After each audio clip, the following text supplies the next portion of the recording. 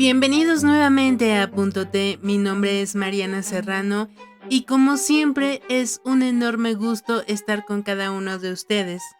Espero que hayan tenido excelentes fiestas, que hayan iniciado el año de la mejor manera y que nos den la oportunidad de estar un año más con ustedes. Por supuesto que también les deseo que para este 2025 el cine de terror no falte en sus vidas, ya sea que lo vean desde la comodidad de su hogar o que vayan al cine. Y por supuesto que vamos a tener episodios sobre más subgéneros, especiales de alguna película o también de algún personaje que ha sido visto o ha sido recreado por varios cineastas, como el año pasado que tuvimos el especial de Drácula. Pero vamos a dar inicio con el episodio del día de hoy, no sin antes recordarles que por favor nos sigan en Spotify, YouTube, en Amazon Music, que también es donde pueden escuchar cada episodio. Síganos para que les lleguen las notificaciones cada vez que subamos algún contenido. Por supuesto, también recuerden que estamos en redes sociales, en Instagram y en TikTok. Nos pueden buscar como @.tpodcast. En el episodio anterior iniciamos hablando sobre el origen del cine de posesiones, también hablamos sobre las primeras películas y que también han sido una de las más populares dentro de las que les platiqué, que es la de El Exorcista. Así que en esta segunda parte vamos a ahondar todavía más en algunas otras películas sobre posesiones. Debo decirles que en los 90s no tenemos, solamente encontré una. Si ustedes conocen qué otra película de posesiones ocurrió en los 90, igual, por favor, déjenmelo ahí anotado, porque al parecer en los 90s se dio más esto de los slashers y los asesinos seriales y dejaron a un lado las posesiones. Tenemos ya posesiones, pero a partir de los 2000, que es en las que vamos a estar hablando. Como siempre, no puedo mencionar todas las películas que existen al respecto porque si no, no acabaríamos, pero vamos a tratar de abarcar las principales o las que desde mi punto de vista han sido representativas de este subgénero.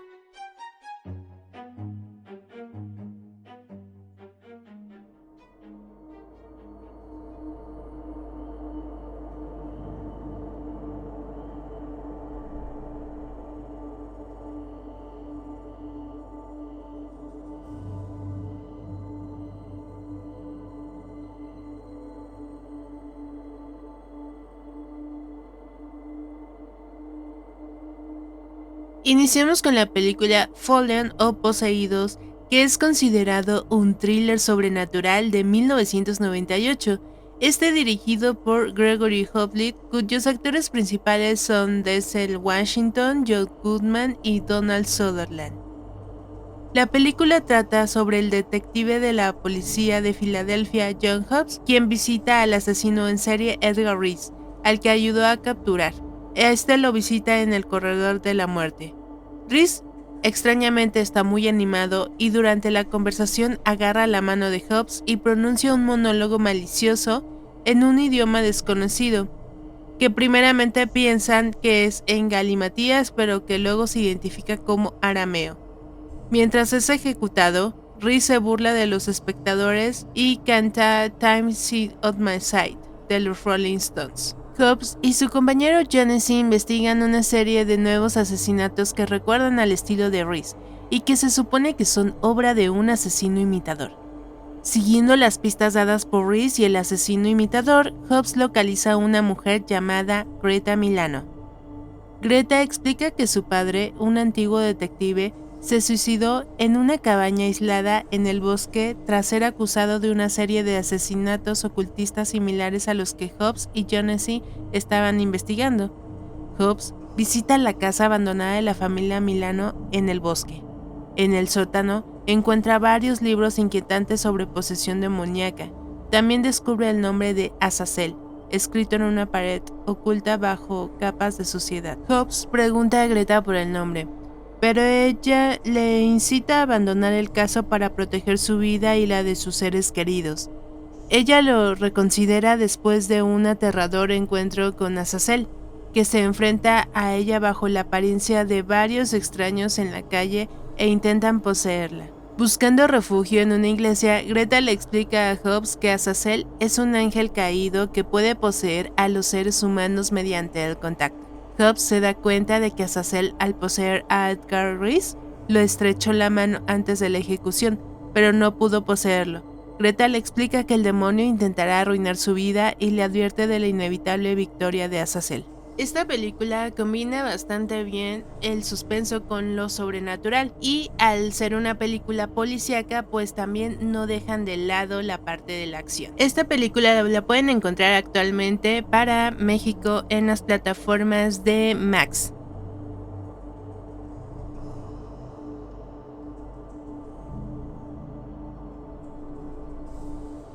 A partir del 2000 tuvimos películas muy memorables, seguramente de las que les voy a mencionar ya habrán visto todas o por lo menos alguna de ellas. Comenzamos con El exorcismo de Emily Rose. Esta película de 2005, dirigida por Scott Derrickson, basada en la historia de Anneliese Mitchell y protagonizada por Tom Wilkinson, Laura Linney y Jennifer Carpenter. El guión fue escrito por el director y Paul Harris Borman y consiguió recaudar más de $144 millones en todo el mundo. La historia comienza con Richard Moore, que es un sacerdote acusado de homicidio por negligencia por la muerte de la joven Emily Rose, quien es una católica devota que empezó a tener visiones aterradoras tras asistir a la universidad y decide contactar con el cura, pues se convence de que necesita un exorcismo. Erin Brunner, una ambiciosa abogada que busca convertirse en socia principal en su bufete de abogados, toma el caso del padre Richard Moore. El personaje de Emily Rose se inspiró en la historia de Anneliese Mitchell, una joven alemana católica. Después de someterse a varios exorcismos y asegurar que estaba poseída por 6 demonios diferentes, Lucifer, Caín, Judas, Nerón, Hitler y un sacerdote corrupto del siglo XVI de apellido Fleischmann. Estos dos últimos fueron sustituidos por Belial y Legión en la película. Antes de morir, Mitchell llegó a destrozarse las rodillas mediante la genuflexión. Su autopsia atribuyó su muerte a desnutrición y siendo sus padres y sacerdotes participantes juzgados y condenados por negligencia médica. Después de su muerte, su tumba es un sitio turístico. En el 2006, el director alemán Hans Christian Schmidt hizo su propia película de la historia de Mitchell, titulada Requiem.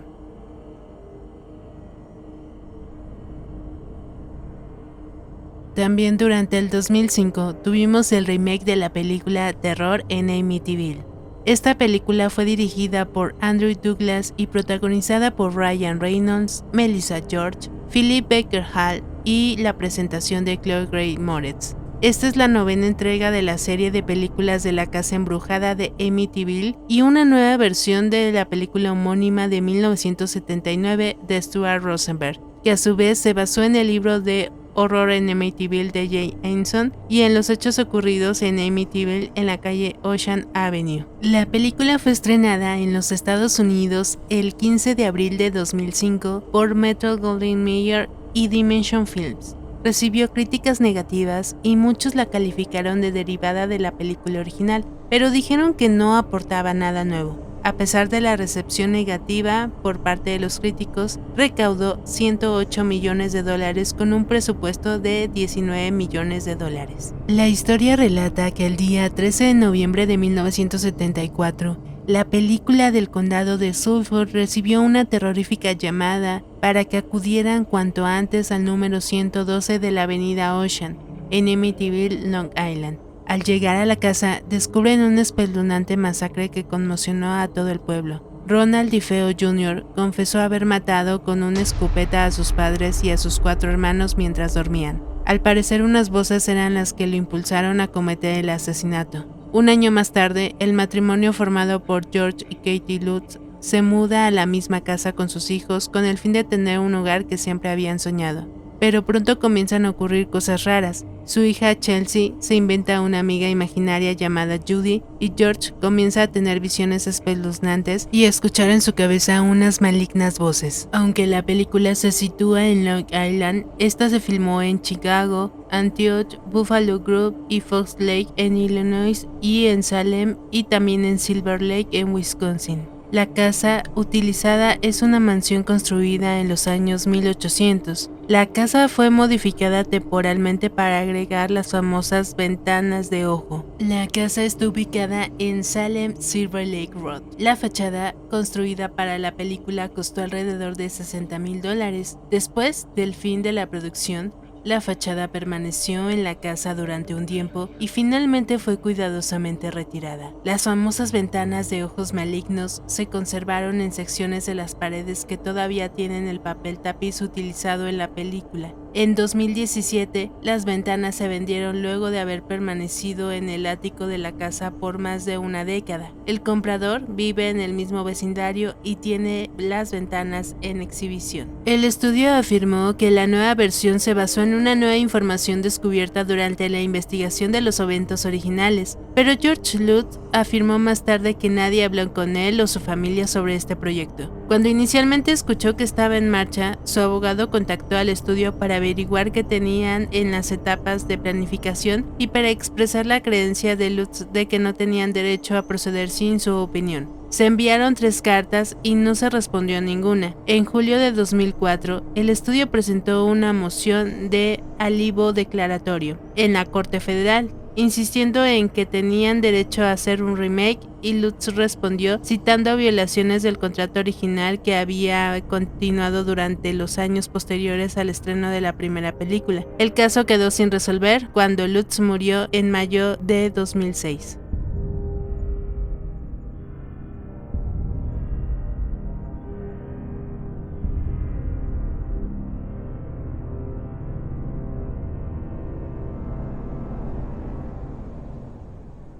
Durante el 2009 tuvimos la película The Haunting in Connecticut. Esta fue producida por Gold Circle Films y dirigida por Peter Cornwell. La trama de la película sigue a los Campbell cuando se mudan a una casa que era un antiguo mortorio o funeraria. Esto para mitigar las tensiones del viaje que padece su hijo con cáncer, Matthew. La familia pronto empieza a ser abrumada por acontecimientos violentos y traumáticos de fuerzas sobrenaturales que ocupan la casa. Se afirma que esto le ha ocurrido a Karen Parker y a su familia, aunque Guy Gordon, autor de En un lugar oscuro, la historia de una verdadera aparición de 1992, públicamente se ha distanciado de la exactitud de los hechos representados en el libro. El material promocional para la película afirmó estar basado en la historia verdadera de las actividades paranormales experimentadas por la familia de Karen Parker en la década de 1980. Los Parker se mudaron a una casa en Southington, Connecticut, para vivir más de cerca en la Humcon, donde el hijo de Karen estaba recibiendo tratamiento para el cáncer. La familia más tarde afirmaría que fue azotada por alguna forma de presencia demoníaca. El equipo funerario fue descubierto en el sótano y más tarde se descubrió que la casa había sido una funeraria.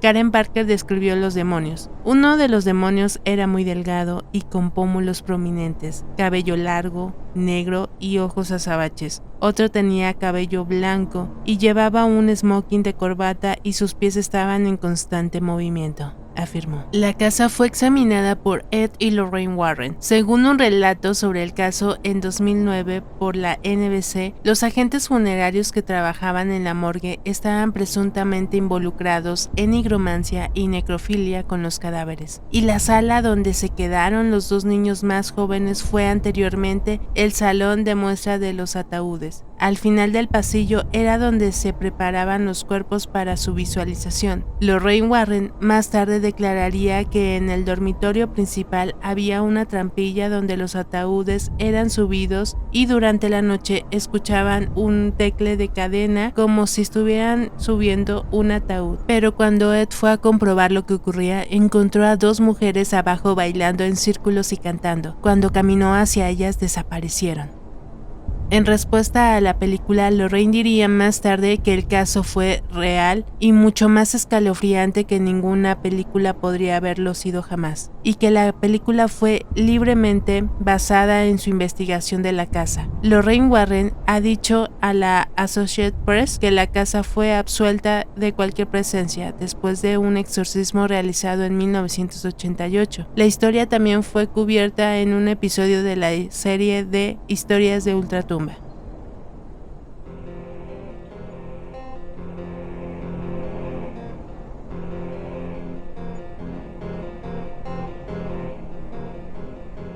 Una de las películas más significativas fue en 2011, llamada El Rito. Esta fue dirigida por Michael Hamstrom y escrita por Michael Petroni. Está basada vagamente en el libro de Matt Baglio, The Rite, The Making of a Modern Exorcist, que a su vez se basa en hechos reales presentados y relatados por el entonces exorcista estadounidense en formación, el padre Gary Thomas, y sus experiencias de ser enviado a Roma para ser entrenado y trabajar diariamente con clérigos veteranos de la práctica. La película está protagonizada por Anthony Hopkins, Colin O'Donoghue, Alice Braga, Clarence Kings y Rutger Hauer. Filmada en Roma, Budapest y Blue Island, se estrenó el 28 de enero de 2011. Recibió críticas generalmente negativas de los críticos y recaudó $96 millones en todo el mundo. La historia nos cuenta sobre Michael Kova, quien es el hijo de un exitoso empresario y dueño de una funeraria. Desilusionado con su trabajo como empresario de pompas fúnebres, Michael decide ingresar a un seminario y renunciar a sus votos al finalizar, obteniendo así un título universitario gratuito.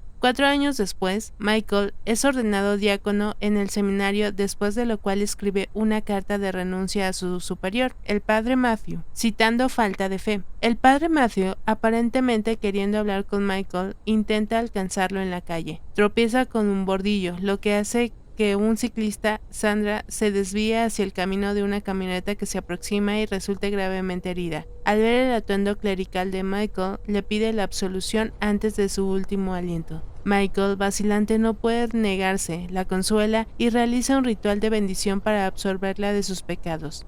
Al ver con qué calma Michael manejó la situación, el padre Matthew le dice a Michael que está llamando a ser sacerdote a pesar de su renuncia. También le dice a Michael que con el aumento de las posesiones demoníacas cada año, la iglesia necesita más exorcistas y dice que tiene el potencial para convertirse en uno. Como mencionamos, la película está basada en el libro del periodista estadounidense Matt Baglio, que residía en Roma y que se publicó en 2009 y 2010. Para investigar el libro, Baglio participó en un seminario sobre exorcismo organizado por el Pontificio Ateneo Regina Apostolorum, patrocinado por el mismo Vaticano, donde conoció al padre Gary Thomas, un párroco de la Iglesia del Sagrado Corazón en Saratoga, California, a quien el obispo local de San José, California, le encargó convertirse en un exorcista de la diócesis. Inicialmente escéptico y reacio, el padre Gary se convierte en un aprendiz de un exorcista con sede en Roma, y su escepticismo pronto es reemplazado por la fría realidad del mal y las formas en que a veces toma la forma de posesión demoníaca. El libro narra la vida del padre Gary antes y después de su encuentro en 2005, en el que Baglio observó más de 20 exorcismos realizados por el padre Gary. Baglio indica que la experiencia de escribir el libro fue un proceso muy espiritual y en muchos sentidos lo ayudó a reconectarse con la iglesia y comprender el valor de la fe. Mientras Baglio aún estaba investigando su libro, los productores Trip Vinson y Bill Flynn,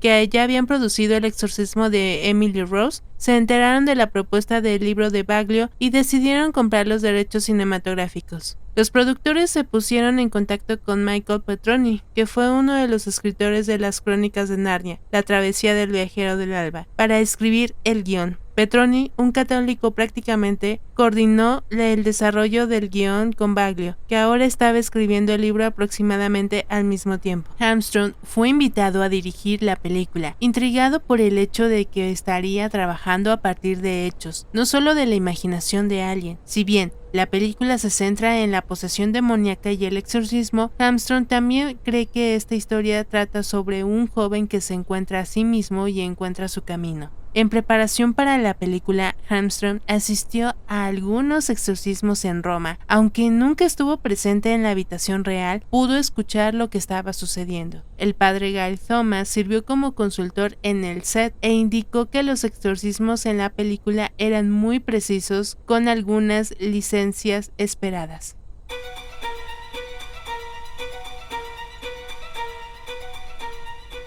En el mundo de la cinematografía de terror también existen los universos, así como los de Marvel o los de DC, pero en la versión de terror. Seguramente ya habrán escuchado acerca de el universo del Conjuro. Muy posiblemente ya habrán visto una que otra película, o si no es que ya todas. Pero vamos a enfocarnos en la que inició todo, que se titula precisamente El Conjuro, y fue en enero de 2012 cuando Bloody Disgusting confirmó a James Wan como director de una película titulada The Warren Files. Posteriormente la retitularon como The Conjuring o El Conjuro. La película se centró en las hazañas de la vida real de Ed y Lorraine Warren, una pareja casada que investigaba los eventos paranormales. Fue protagonizada por Patrick Wilson junto a Vera Farmiga en los papeles de Ed y de Lorraine Warren respectivamente. La producción comenzó en Wilmington, Carolina del Norte en febrero de 2012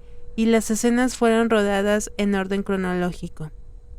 La película se centró en el caso de los Warren en 1971, en el que investigaron la maldición de una bruja en una casa de campo en Harrisville, Rhode Island. El Conjuro fue estrenada el 19 de julio de 2013 con críticas positivas y éxito en taquilla, ganando $318 millones en todo el mundo contra un presupuesto de 20 millones y convirtiéndose en una de las películas de terror más rentables de la historia. La franquicia consta actualmente de 3 películas en la serie principal: El Conjuro 2 y El Conjuro El Diablo me hizo hacerlo. 2 de ellas fueron dirigidas por James Wan y hay otra dirigida por Michael Chavez, coproducidas por Peter Safran y Rob Coban y coescritas por Chad Hayes y Carey W. Hayes. Dentro de este universo también tenemos a Annabelle del 2014, un spin-off dirigido también por el cineasta del Conjuro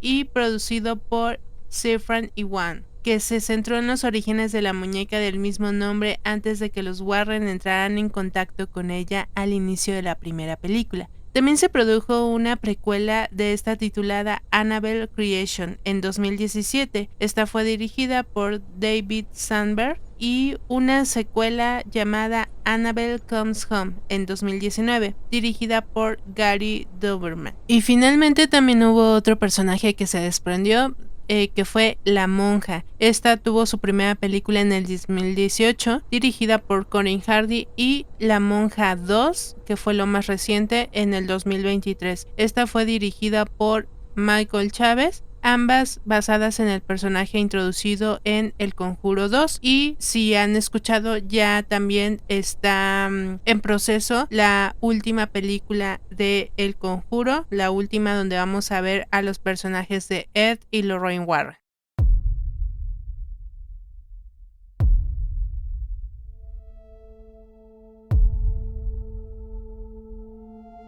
Y ahora vámonos al 2015. Aquí les voy a hacer una recomendación personal, es por eso que les hablo de esta película, y me estoy refiriendo al Instituto Atticus. Esta no fue tan conocida y esta me gustó bastante cómo tratan el tema. Se trata de un pseudodocumental independiente estadounidense, escrita y dirigida por Chris Sparling, sobre un instituto de investigación paranormal que se convierte en el hogar del único caso de posesión confirmado por el gobierno de Estados Unidos. La historia de la película se presenta en formato documental, con imágenes de los acontecimientos intercaladas con entrevistas a personas relacionadas con ellos. A principios de la década de 1970, el Dr. Henry West fundó el Instituto Atticus en la zona rural de Pensilvania, con la esperanza de encontrar evidencia que demuestre que las habilidades sobrenaturales como la percepción extrasensorial son reales. Sin embargo, a pesar del excelente trabajo de West y sus ayudantes, todos los sujetos que llegan al instituto aparentemente mostrando tales habilidades finalmente resultan ser un fraude. El equipo está desmoralizado en su trabajo cuando Judith Winston es llevada al instituto por su hermana Margaret, quien está preocupada por su comportamiento perturbador. Las pruebas inmediatamente demuestran que no son un desafío para el increíble poder de Judith. El equipo presenta gradualmente nuevas pruebas que muestran que posee habilidades aún mayores de lo que se imaginó al principio.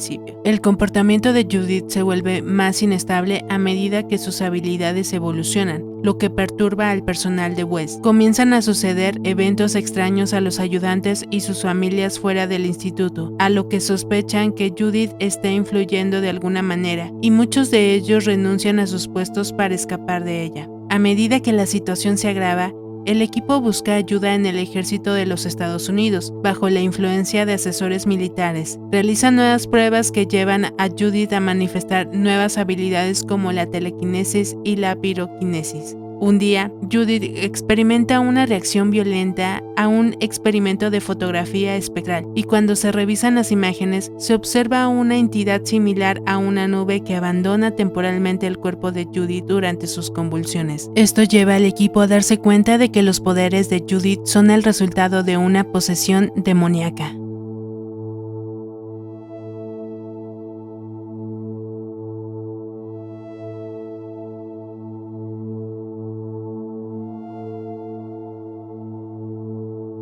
Para cerrar este episodio, me gustaría mucho que finalizáramos con algo muy reciente, pero que también causó impacto cuando salió, y un impacto bastante positivo, debo decir. Me estoy refiriendo a la película de Háblame, o mejor conocida como Talk to Me. Esta película fue dirigida por los hermanos Danny y Michael Philippou en su debut como directores de largometraje. Fue escrita por Danny Philippou y Bill Hinzman a partir de un concepto de Daley Parson. La película está protagonizada por Sophie White, Alexandra Jensen, Joy Beard, Otis Dangy y Miranda Otto. La trama se centra en Mia, interpretada por Sophie White, una adolescente que se sumerge en un mundo sobrenatural y oscuro durante lo que parece ser una inofensiva fiesta. Pero no era una reunión cualquiera, sino la de un grupo privilegiado obsesionados con las sesiones de espiritismo. La protagonista de la noche es una misteriosa mano embalsamada con poderes para convocar espíritus en pena. A modo de Ouija, los chicos experimentan entre la curiosidad y las risas hasta que el juego se transforma en una pesadilla. La película está ambientada en la ciudad natal de los realizadores llamada Adelaida, en Australia Meridional. Se basa en gran medida en la trama en lugar de efectos especiales, sustos repentinos o sangre. Tanto el guión como la dirección de la producción australiana recayó en los hermanos Michael y Danny Philippou, conocidos por sus virales cortometrajes publicados en su canal de YouTube Raka Raka, los cuales datan desde hace más de 10 años. Su video más reproducido cuenta con 88 millones de vistas. Este trabajo los hizo acreedores a los premios como Streamy Award al mejor canal internacional, el Online Video Awards y el premio AACTA. Talk to Me tuvo una proyección preliminar en el Festival de Cine de Adelaida de 2022, seguida de un estreno mundial en el Festival de Cine de Sundance de 2023, el 22 de enero de ese año. Se estrenó en cines de Australia el 27 de julio del 2023 e internacionalmente al día siguiente. La película recibió reseñas generalmente positivas de los críticos,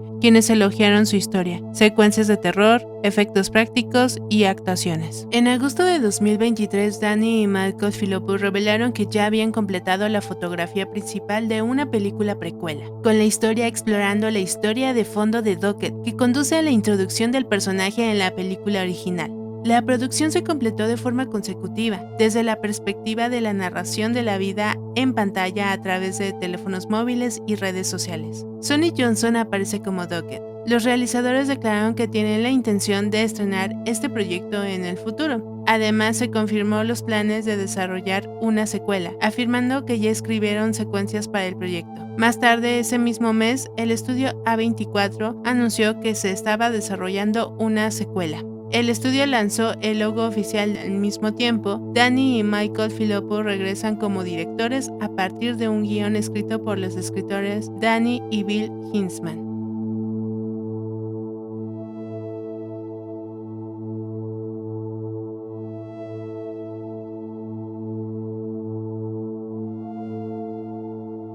¿Qué les parecieron los títulos de los que hablamos el día de hoy? ¿Ustedes ya han visto todas? ¿Hay alguna que no, pero que les haya llamado la atención? Sin duda, este género de posesiones es bastante amplio, sobre todo en las últimas décadas. Si buscan, hay demasiadas películas sobre este tema. Como siempre, les comento, quise abordar las más relevantes o las que por alguna extraña razón que yo también he visto me han impactado. ¿Ustedes qué otros títulos recomendarían? Y si son fans, por ejemplo, de grandes taquilleras cinematográficas como son las del Conjuro, si les gustan todas, si piensan que es muy comercial, porque también ahora ya tenemos esta parte de que gracias a las redes sociales o a plataformas como YouTube, pues ya también existen muchos creadores de películas que a través de ese medio pueden hacer llegar a todo el mundo, como es el caso de los directores de Told to Me. ¿Qué piensan? ¿Considerarían a lo mejor que ya estamos ante un nuevo género en donde ya se pueden considerar incluso algunos cortometrajes que se ven por YouTube? O incluso a mí me ha tocado ver en TikTok que hay un cineasta que le pregunta a la gente sobre que le den un tema, algún color, me parece, y con eso él crea cortometrajes de terror. Y la verdad han estado bastante interesantes. Muchísimas gracias a cada uno de ustedes por haber escuchado este episodio. No olviden que si les gustó, pueden suscribirse y seguirnos en las redes sociales y en las plataformas. Recuerden que estamos en YouTube, Spotify, Amazon Music y en redes sociales nos pueden encontrar en TikTok e Instagram. Fue un placer estar con ustedes en el momento en el que hayan elegido escuchar el episodio de Punto T. Mi nombre es Mariana Serrano y que tengan dulces y macabras pesadillas. Hasta la próxima.